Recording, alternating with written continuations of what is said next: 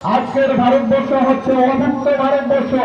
এখনো রাত্রেবেলা ভারতবর্ষের মধ্যে 20 কোটির বেশি মানুষ রাত্রেবেলা না খেয়ে ঘুমায়। স্বামী বিবেকানন্দ সেই ভারতের কথা বলেননি। আরএসএস বিজেপি বর্তমান সময়ে যে ভারত গড়বার কথা বলছেন, যে ভারতের সংকল্প ওনারা নিয়ে এগোবার চেষ্টা করছেন, এই ভারতবর্ষ স্বামী বিবেকানন্দের ভাবনার ভারতবর্ষের সঙ্গে কোনো মতে মেল খায় না। আজকের ভারতবর্ষ হচ্ছে অভুক্ত ভারতবর্ষ। এখনো রাত্রেবেলা ভারতবর্ষের মধ্যে 20 কোটির বেশি মানুষ রাত্রেবেলা না খেয়ে ঘুমায়।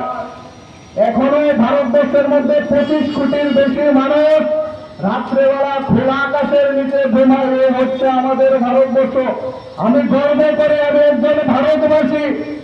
ভারতবর্ষের মধ্যে যত অংশের মানুষ বসবাস করেন সবাই হিন্দু, কারণ আমরা হিন্দু প্রদেশের মানুষ, আমরা সবাই ভারতবাসী।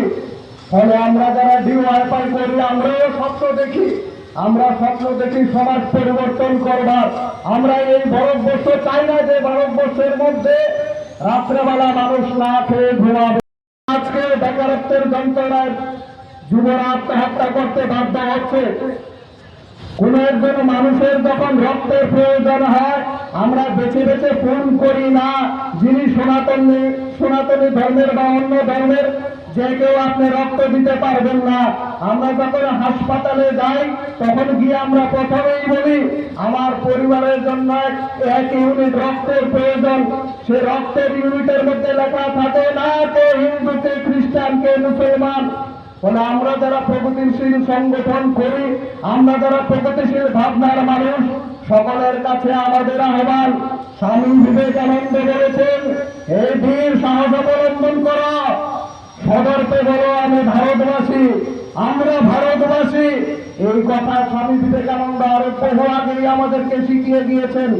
এই স্বামী বিবেকানন্দকে ব্যবহার করা পর্যন্ত আরএসএস বিজেপি ছাড়ছেন না। স্বামী বিবেকানন্দ তার সময়কালীন সময়ে দেখিয়ে গিয়েছেন এবং উনি স্বপ্ন দেখেছিলেন একটি ভারতবর্ষের।